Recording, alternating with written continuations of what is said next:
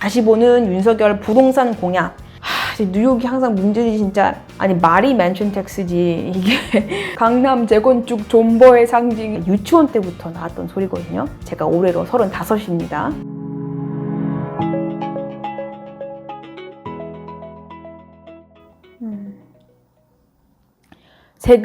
세금 공부 시리즈를 지금 만들고 있는데, 제가 1탄이, 저번에 했던 1탄이 한국과 미국 그리고 기타 선진국과의 이제 증여세, 상속세 비교하는 거였고, 증여세 위주긴 했지만 이제 오늘 2탄은 대망의 부동산 관련 세금입니다. 안 그래도 한번 자세히 좀 다루려고 했었는데 일단 대선이 끝날 때까지 기다렸었어요. 정권에 따라서 이제 정책 방향성도 달라질 테고 그것까지 포괄해서 말해보고 싶어서. 일단 저는요, 저라는 인간은 기본적으로 세금에 관심이 매우 많은 사람입니다. 왜냐? 세금 내기 싫으니까. 그래서 항상 고민해요. 어떻게 하면은 세금을 안 낼 수 있을까? 덜 낼 수 있을까? 안 내면 안 되지. 근데 이거는 사실 모든 사람들이 이제 고민을 해야 하는 매우 합리적인 고민이니까 그동안 한 번도 그런 생각이 들지 않았다라고 한다면 이번 기회에 저와 함께 세금에 대해서 공부를 해봅시다.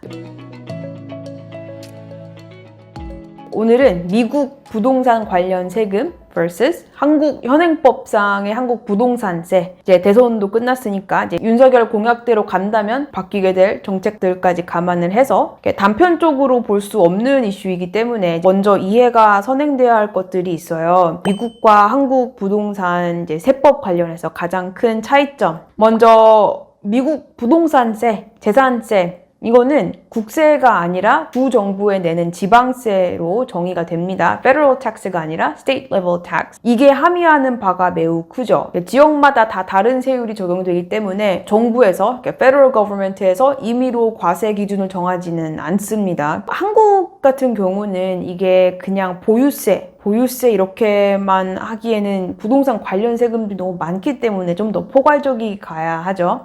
실상 내는 걸 생각해 보면은 사실 훨씬 더 많잖아요. 이게 취득세, 종부세 포함해서 보유세 그리고 양도소득세 이 3단 콤보를 포괄해서 한국과 미국의 부동산 관련 세금을 비교해 보겠습니다.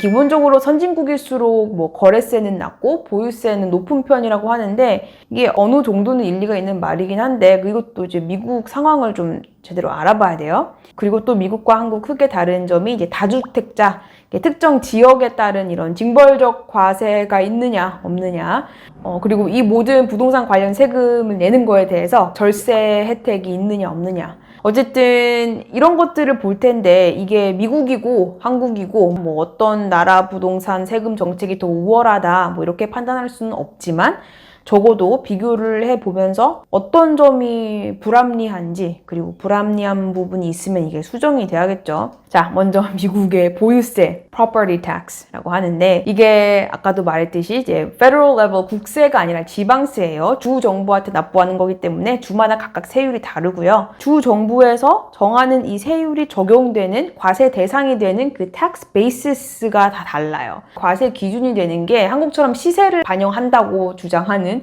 이 공시지가라는 게 아니라 주정부에서 이 appraisal value, 감정가를 따로 산정을 해서 거기에다가 과세를 하는 시스템인데 미국의 보유세는 연간 상승폭에 대한 한도도 있어요. 예를 들어서 캘리포니아 같은 경우는 연간 상승률이 맥스 2%입니다. 그 이상은 보유세 인상률이 넘어갈 수가 없어요. 일단 먼저 각 주별로 세율이 얼마나 다른지 한번 보자면 50개 주 다 볼 필요 없고 일단 상위 10개 주 그리고 나머지 좀 중요한 주들을 가져와 봤는데 보시다시피 대부분 다 1% 미만이고 여기 나와 있는 상위 10개 주가 보유세가 센 편이죠. 의외로 뉴저지가 보유세가 명목세율로만 따지면 가장 높아요. 그래서 보다시피 2.5%. 하지만 이걸 이제 좀 종합적으로 봐야 하는 게 이게 각 주 그리고 이제 세부적인 지역마다 미국 뭐 얼마나 큰 나라예요. 집값이 천차만별이고 그리고 평균적으로 집값이 싼 주가 있고 또 비싼 주가 있는데 뉴저지는 사실 싼 편에 속하죠.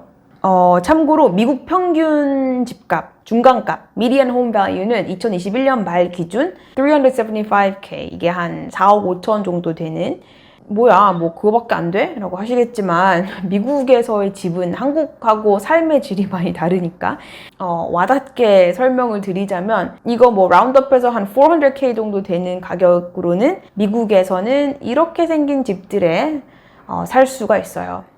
There's a garage, 뭐 2 to 3 bedrooms 에다가 리빙룸 엄청 큰 것도 있고 더 싼 지역 가면 여기다가 뭐 수영장도 딸리고 아주 평균적인 일반적인 미국의 지역을 봤을 때 그리고 이제 아무래도 뉴욕 같은 경우는 워낙 아웃라이어인 지역이다 보니까 뉴욕만 좀 따로 다뤄보자면 이제 우리가 흔히 말하는 뉴욕이라고 하면 이제 뉴욕주가 있고 뉴욕 스테이트 있고 그 다음에 진짜 뉴욕인 뉴욕시티, 뉴욕시가 있죠. 그런데 뉴욕시도 이제 boroughs가 다 달라서 맨하튼이 있고 뭐 브루클린이 있고 퀸즈라는 동네가 있고 뭐 이렇게 됐는데 이렇게 다 합해서 뉴욕이라고 했을 때 뉴욕 주택 가격 중간값을 보면은 775K 이게 전 지역 미디언 홈 밸류이고 여기에서 맨하튼만 보면은 맨하튼 콘도 가격만 보면은 중간값이 1.4 million 정도 됩니다. 작년 말 기준으로. 자, 그럼 아까 말했듯이 tax basis가 다르다. 미국 보유세를 계산할 때 과세 표준이 되는 이 가격이 다르다라고 했는데 그럼 이걸 어떻게 매기냐?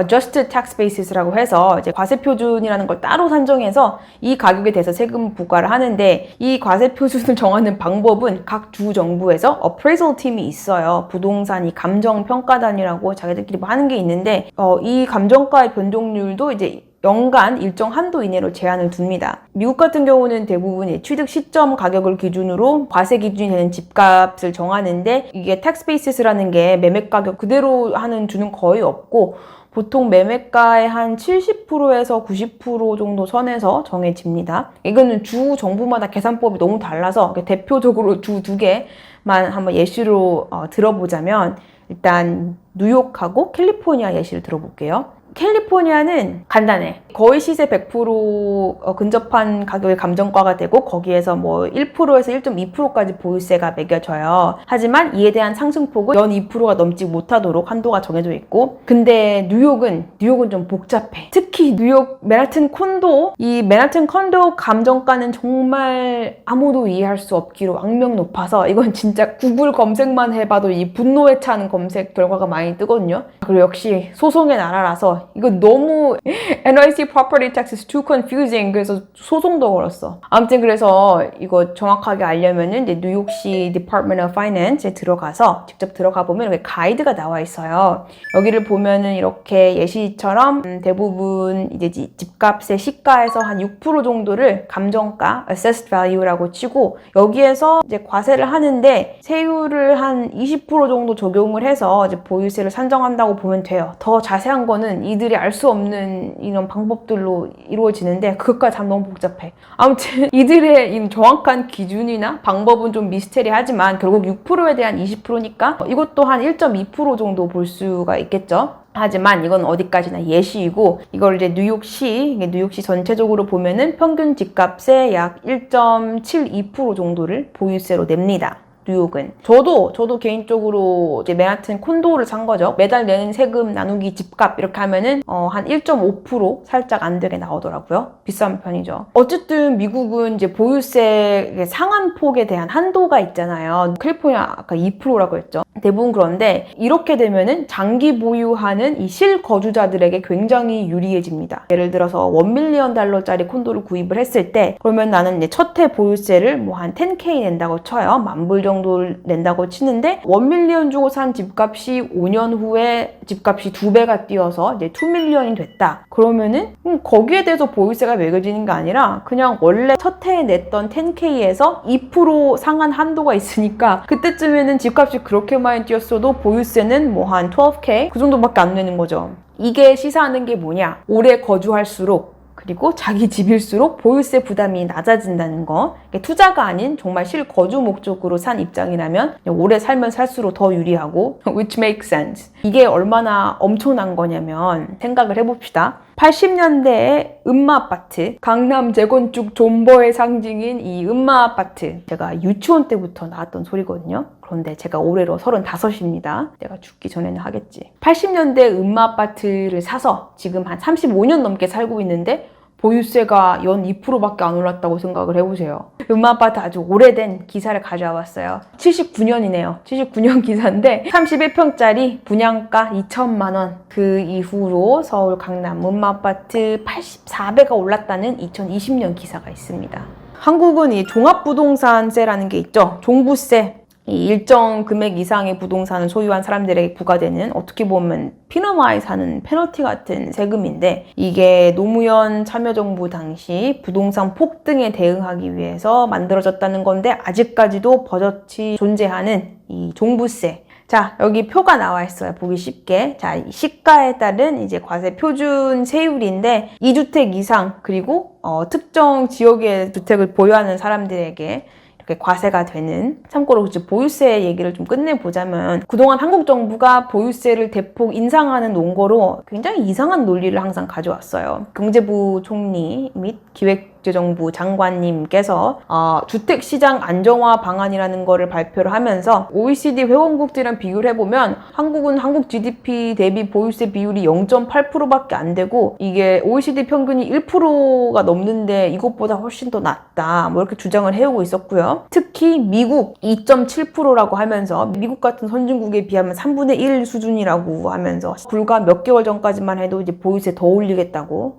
이상한 소리 하다가 그나마 좀 대선 기간 동안에 잠잠해졌던 것 같은데 그리고 애초에 이 종부세라는 개념 자체가 굉장히 기형적인. 자, 그러면 이제 자연스럽게 부동산 가격 자체에 대한 이야기로 이제 이어질 수가 있는데 이 명목세율을 떠나서 이제 과세에 반영되는 미국과 한국의 부동산 가격이 사실 많이 다르죠. 많이 다르니까 최대한 평균을 보기 위해서 각 나라 아파트 가격이 중간값을 한번 봅시다. 2021년 하반기 기준으로 이제 서울 아파트 중간값을 보면은 10억 2,500만 원이래요. 그리고 이제 같은 기간 뉴욕 맨하탄 콘도 가격은 평균 1.4 million. 뉴욕은 또 이제 코업이라는 제도도 있는데 이거 말고 그리고 뉴욕 주 전체 말고 뉴욕시만 봤을 때 참고로 이거 뉴욕 집값 피크 쳤던 시절이 있었는데 2016년, 17년 이때 맨하튼 평균 콘도값 거래가가 중간값 기준 1.7, 1.7 밀리언이 넘어갔었습니다. 어쨌든 이렇게 서울하고 뉴욕 차이만 따지자면은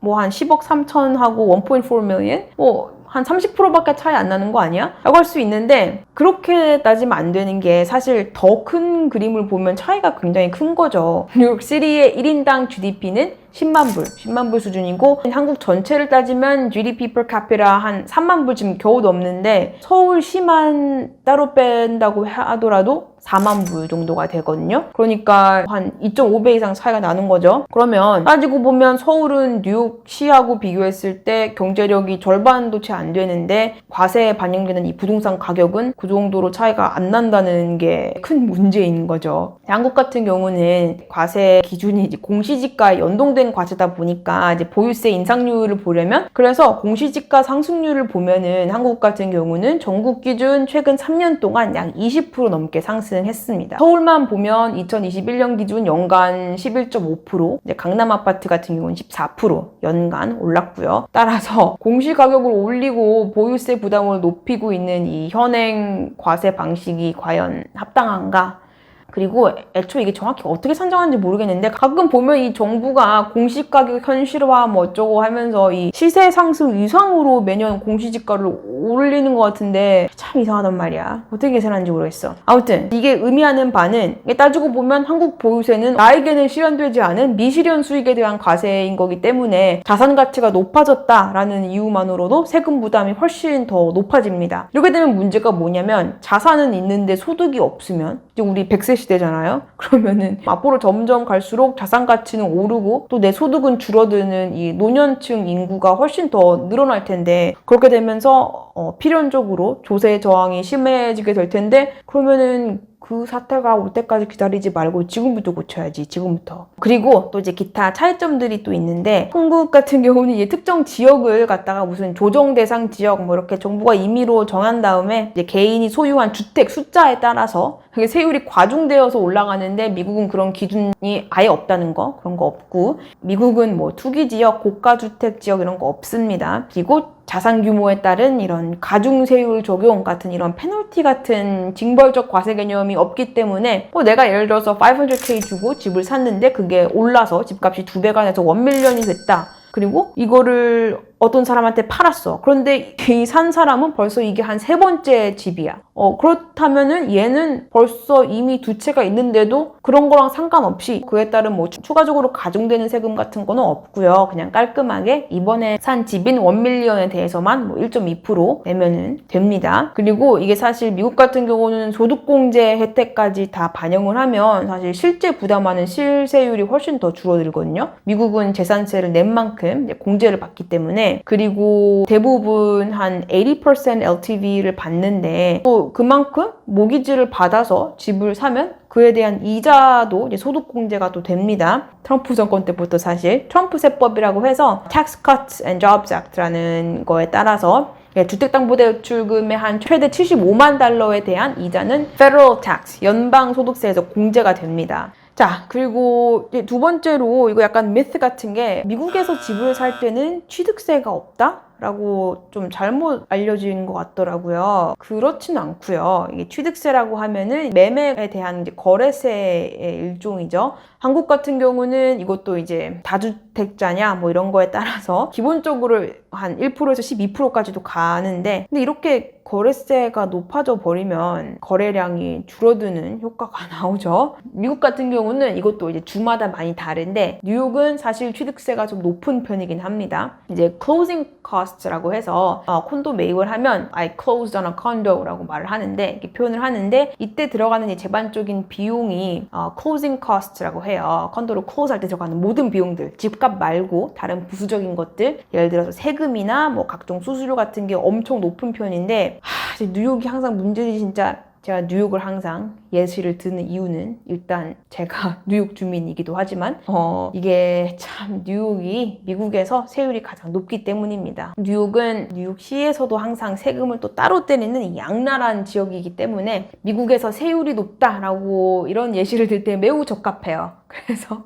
뉴욕을 보자면 뉴욕 주도 그렇게까지 높진 않은데, 뉴욕 3는 이제 1밀리언 이상 고가 주택에 해당되는 집을 사면은 mansion tax라고 해서 이제 매입 가격의 1%에서 2.5%까지도 부과해요. 근데 웃긴 게, 아니 말이 맨션 텍스지, 이게 뉴욕에서는 1밀리언 이상짜리 콘도가 절대 고가 주택이 아니거든요. 이게 흔히들 우리가 맨션이라고 하면은 진짜 이렇게 생긴 집을 상상하는데, 근데 뉴욕 1.5밀리언짜리 아파트는 그냥 흔한 아파트예요. 흔한 아파트. 그래서 우리끼리 하는 말로 뉴욕 아파트는 그냥 overpriced shoebox다 라고.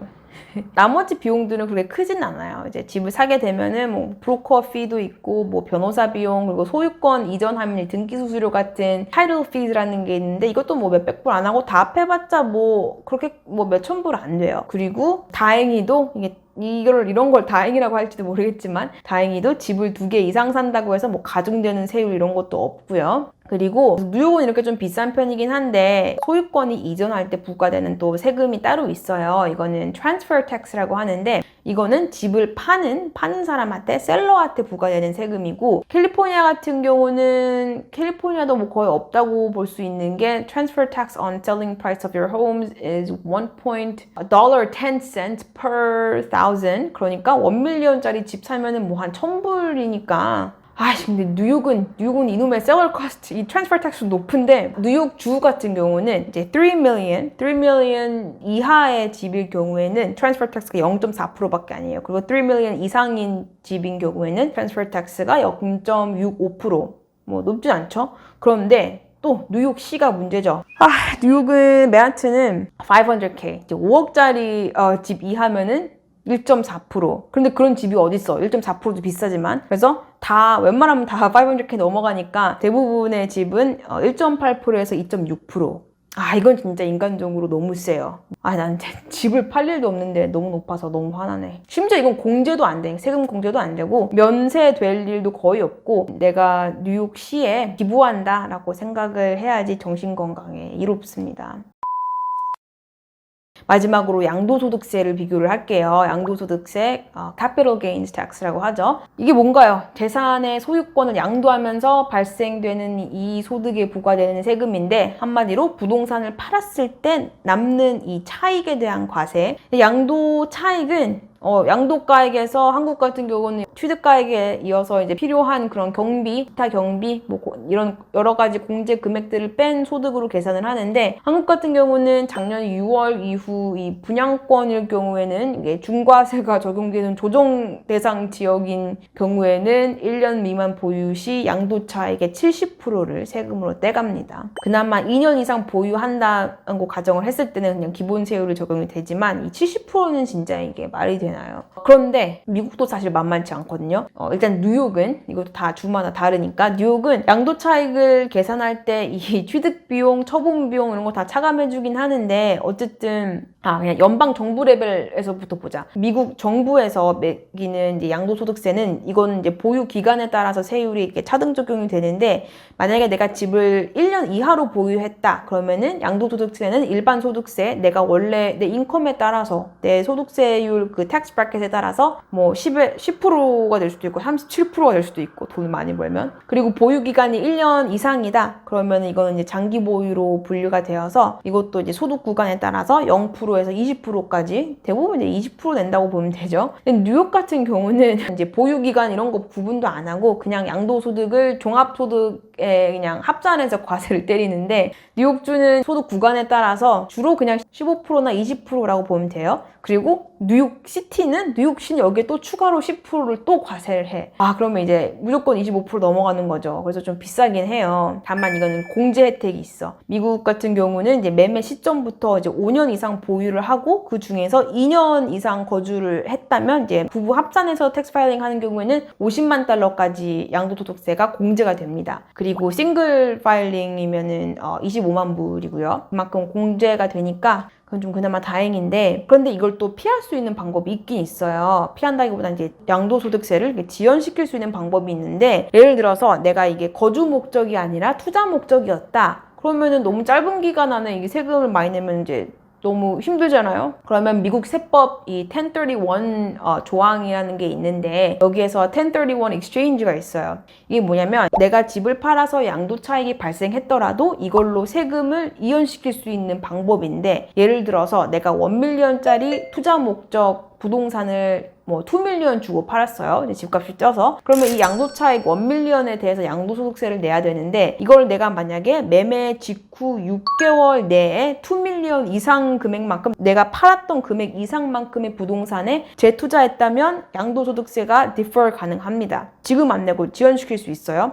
한국처럼 양도소득세 선납 이런 거 없어요. 그래서 이 경우는 좋죠. 왜냐면 부동산 이 매매 대금 자체가 또 다른 부동산에 대한 이 재투자로 이어질 수가 있으니까 부동산 거래도 자연스럽게 늘어나게 되고 세금 부담도 없고 뭔가 선순환 구조가 이루어지는. 그래서 결론은 한국같이 부동산 시장이 기형적인 나라에서 취득세, 보유세, 양도소득세 뭐 이런 것 때문에 내가 딱히 부자도 아닌데 집을 계속 보유하기도 애매하고 또 매매하기도 애매한 이런 상황이라면, 그러면은 뭘 해도 이제 손해니까 거래가 안 되고, 또 매매를 했더라도 세금 부담이 너무 컸으니까 내가 떠하는 만큼 이 세금을 다른 사람한테 전가하는 방법을 쓰겠죠. 어떻게 하냐면 매매가를 올리는 방법으로.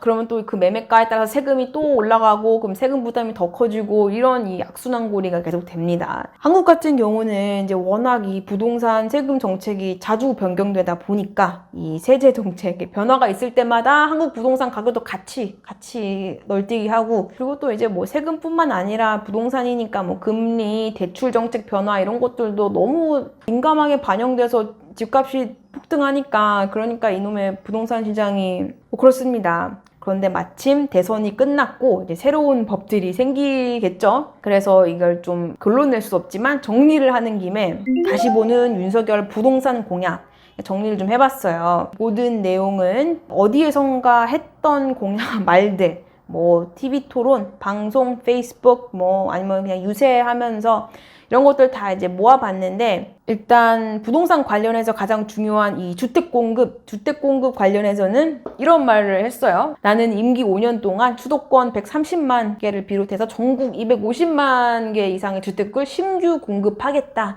그리고 전체적으로 이 합리적인 세제 개편과 규제 완화를 통해서 누구나 내 집 마련이 가능하도록 하겠다라고 말씀을 하셨습니다. 구체적으로 보자면 먼저 이제 공시 가격, 이 공시 가격의 현실화, 그러면서 이제 공시가에 대한 추진 계획을 뭐 열심히 설명을 하셨는데, 일단 구체적으로는 공시가 관련 시행령을 개정해서 공시시장가액 비율을 인하함으로써 부동산 공시가격을 2020년 수준으로 되돌려 놓겠다. 그럼 이게 이런 공약들이 과연 뭐 현실화가 가능하느냐 안 하느냐 이런 걸 좀 따져봐야 되는데, 공시가의 2020년 수준에 환원한다, 이거는 시행령만 바꾸면 되는 거거든요. 그럼 이거 개정만 하면 되니까 사실 뭐 맘만 먹으면 바로 추진이 가능하겠네요. 이게 있고, 또 이런 말도 했어요. 지자체에 공시가격 검증센터라는 걸 설치를 해서 중앙정부의 공시가격을 상호 검증하겠다, 뭐 이러면서 공시가격을 현실화하겠다고 했는데, 이건 아마 불가능하지 않을까. 왜냐면 한국의 이 시스템상 한국의 지자체에서 산정한 공시가라는 게 과연 이 실효성을 발휘할까가 좀 문제고, 애초에 이런 거를 해봤자 법적 구속력이 없으면은 그냥 그러면 그만이잖아요. 그럼 있으나 마나니까 이게 좀 현실적으로 좀 말이 안 되는 것 같고, 그리고 종부세랑 취득세 개편하겠다라고도 했는데, 종부세는 재산세와 장기적으로 통합시켜서 1주택자 세율을 문재인 정부 이전 수준으로 인하시키겠다라고 하셨어요. 뭐 이런 말을 했는데, 뭐 좋은 말 했네요. 차입을 해서 집을 갖고 있는 사람들은 순자산을 갖고 기준을 마련해야지, 빚내서 집 갖고 있는 분들에게 일률적으로 세금을 내라는 거는 합리적으로 바꿔야 한다, 뭐 이런 말을 했는데, 어쨌든 요지는 종부세 폐지, 그리고 이거를 이제 재산세에 통합하는 이 보유세 개편인데, 이거는 법 개정이 필요한 건데, 이건 뭔가 단기간에 솔루션을 내기 힘들지 않을까. 법 개정이 필요한 거면 지금 국회를 보면 아시겠지만 지금 국회 구조상 이게 실현 가능할까? 그리고 또 지금 현행법상 1%에서 3%까지 되는 이 취득세율을 단일화하거나 아니면은 세율이 적용되는 구간을 더 단순화하겠다, 뭐 이런 식으로 좀 누진과세에 대해서 이제 완화를 하겠다는 말도 있었어요. 그리고 이제 양도세 부담 관련해서는 1세대 1주택자에 대한 세율도 인하하고, 장기 보유 고령층 1세대 1주택자에 대해서는 매각하거나 상속할 때까지 납부를 유예하는 제도의 도입을 고려하겠다. 이것도 역시 법률 개정이 필요한 공약이고요. 그리고 자가를 소유할 수 있도록 집도 많이 짓고 양도소득세 낮추겠다, 뭐 이런 말을 했는데, 아까도 말했지만 법 개정이 필요한 것은 이거는 국회에서 해결해야 되는 거기 때문에 글쎄요, 이게 뭔가 빠른 시일 내에 솔루션이 나올 것 같지는 않고. 그리고 이제 마지막으로 대출 규제 완화, 이거 중요합니다. 생애 최초 주택 구매 가구의 LTV 상한을 80% 높이겠다. 그리고 생애 최초 주택 구매가 아닌 경우에는 지역과 상관없이 LTV 상한을 70%로 단일화하겠다, 뭐 이런 말을 했는데, 이거는 사실 맞아요. 이거는 좀 좋은 것 같아. LTV 규제 개편은 이거는 진짜 전형적인 행정적인 부분이기 때문에 그냥 아마 금융위원장이 그냥 이렇게 합시다 라고 하면은 바로 추진 가능한 부분이기도 하고, 난 솔직히 지금 한국 부동산 시장에서의 가장 큰 문제이기 때문에 이게 거의 최우선 부동산 정책이 돼야 되는 게 아닐까라고 생각을 합니다. 정말 실수요자들을 위한, 정말 거주하기 위한 주택 마련하는 사람들 위해서는 이거는 정말 대출 규제를 최대한 완화해서 이들이 좀 쉽게 돈을 빌릴 수 있게 하는 게 맞는 것 같고요. 안 그러면 뭐 현금 부자들만 집 사라는 건지 뭔지 뭐 이렇게 알아봤는데 좀 내용이 많아요. 근데 뭐 어쩔 수 없어요. 부동산 시장이 너무 약간 메스업 돼 있어서. 사실 뭐 이렇게 정리한 거를 봐서도 알겠지만, 부동산 세금 관련된 법들은 이렇게 법률 개정이 필요한 부분도 있고, 뭐 법률 개정 없이 그냥 정부 정책만으로도 이게 추진 가능한 것들이 좀 섞여 있기 때문에, 뭐 이런 공약들이나 정책 관련된 말들이 그렇게 쉽게 되지는 않겠지만, 그래도 시기인 만큼 이제 어느 정도는 더 합리적인 방향으로 한국 부동산 시장에 변화가 생기길 바라봅니다. 한국 살지도 않는데 한국 부동산 걱정이 돼요.